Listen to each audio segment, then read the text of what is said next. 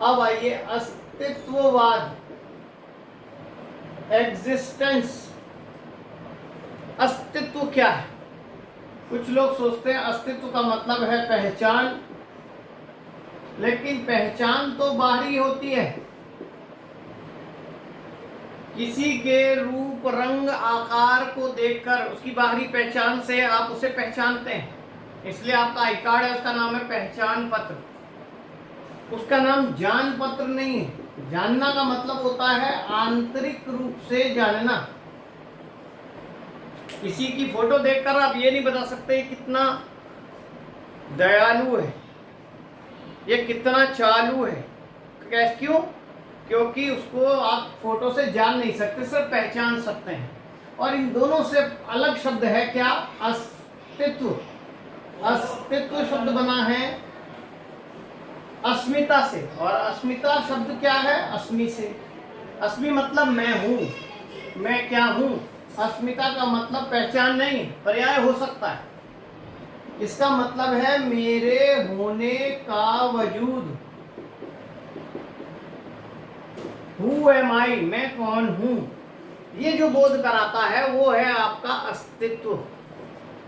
अस्तित्व बोध कहलाता है। ये कब जगता है? ये तब जगता है जब वास्तविकता के थपेड़े में आपकी आस्था, आपकी आशा सब ध्वस्त हो जाए। इसलिए ये जो अस्तित्ववाद है, ईश्वर के मरने की घोषणा करता है कि ईश्वर मर गया। और मैंने आपको पहले भी समझाया, ईश्वर के मरने का अभिप्राय है आस्था का मर जाना। जब व्यक्ति जिससे उम्मीद लगाए वो उम्मीद खत्म हो जाए, उसके बाद जो जगेगा उसका वो है अस्तित्व बोध। हम किसी न किसी संबंध के सहारे अपने को चलाते चलते हैं, आशा के सहारे टिका के चलते हैं, लेकिन एक समय वो आशा भी साथ छोड़ देती है, संबंध साथ छोड़ देते हैं। उस दिन जब हम अपना खुद पहचान करेंगे कि मैं खुद क्या हूं, और फिर जो आपका रूप निकलेगा वो आपके अस्तित्व का रूप होगा। जैसे कई बार स्त्री घर में है, विभिन्न संबंधों से बंधी हुई है, काम करती है, और अचानक जो है उसमें विस्फोटक रूप उभर आता है, और वो अचानक से बोलती है आखिर मैं कौन हूं, इस घर में मेरी औकात क्या है। तो ये वास्तव में उसका वजूद का जगना है, क्योंकि अभी तक उसका अस्तित्व बंद कर चल रहा था पति के साथ, बच्चे के साथ, किसी के साथ। जिस दिन पहली बार जगेगा वो होगा उसका एक्चुअल अस्तित्व, वो क्या है। इसलिए स्त्री अस्तित्व, स्त्री विमर्श की चर्चा को हुई।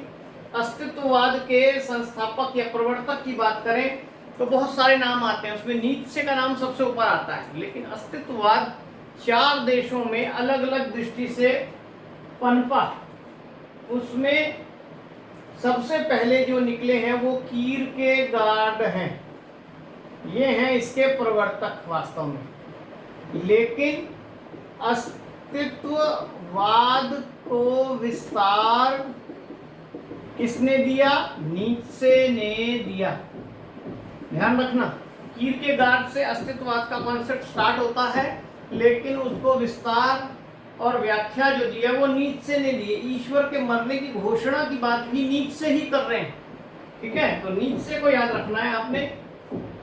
इसके अतिरिक्त Karl Jaspers, Martin Heidegger, Gabriel Marcel, Sartre, Albert Camus आदि इससे जुड़े हैं, इस विचारधारा से जुड़े हैं, ठीक है। ये नाम Karl Jaspers, Martin Heidegger, Gabriel Marcel, Jean Paul Sartre, Albert Camus. Kierkegaard Nietzsche तो हैं, कई बार पेपर में आ जाता है 3-4 नाम दे देगा, बोलेगा बताइए कौन अस्तित्ववादी है इसमें से, या 3-4 नाम दे देगा कौन सा अस्तित्ववादी नहीं है। कैसे भी प्रश्न आ सकता है। और इसका प्रभाव, हम उत्तर आधुनिकता में जी रहे हैं, तो आपने देखा यथार्थवाद का साहित्य भी आज है, अति यथार्थवाद का भी साहित्य है, चाहे वो मीडिया के थ्रू आ रहा है, चाहे वो लिखित रूप में साहित्य आ रहा है। अस्तित्ववाद, इसकी चर्चा खूब किसने की है? अज्ञे ने की है। क्वेश्चन पूछ सकता है हमारे हिंदी के किस साहित्यकार के साहित्य में अस्तित्ववाद का कॉन्सेप्ट दिखाई देता है। इवन रचना पूछ सकता है। अज्ञे का उपन्यास आप पढ़ेंगे, अपने अपने अजनबी, इस उपन्यास में क्या होता है? इसमें एक बर्फ के घर में 2 पात्र रुक गए हैं, योके और सेल्मा, और उनको पता है कि मृत्यु अब होनी है। मृत्यु का बोध, मृत्यु बोध को जन्म देता है ये विचार, मृत्यु का बोध हो जाए जब, कि अब तो मरना निश्चित है, कोई भगवान नहीं बचा सकता, उस समय जो जगेगा उसे कहेंगे अस्तित्ववाद।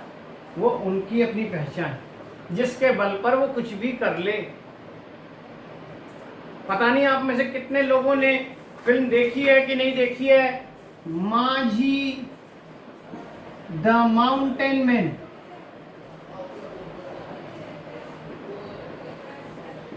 नवाजुद्दीन सिद्दीकी की फिल्म है माझी। एक किसान दिखाया गया है, और कौन सी जाति का किसान है? मूसहर जाति का किसान है।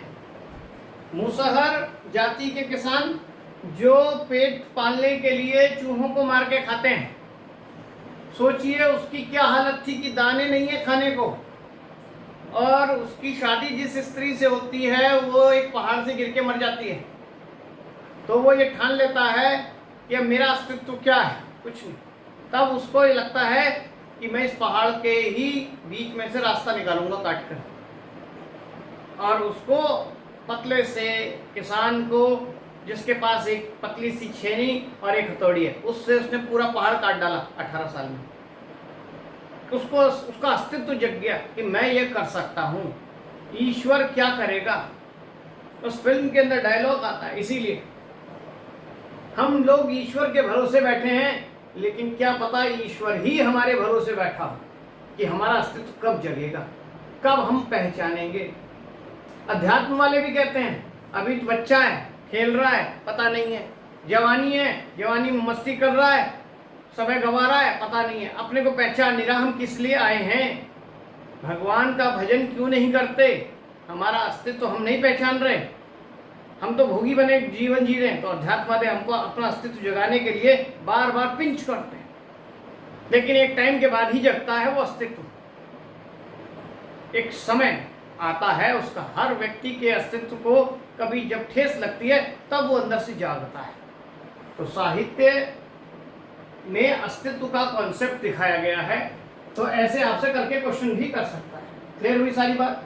अस्तित्ववाद ये भी एक इम्पॉर्टेंट वाद विचारधारा है जो आजकल चल रही है और आपसे पूछा जाता है।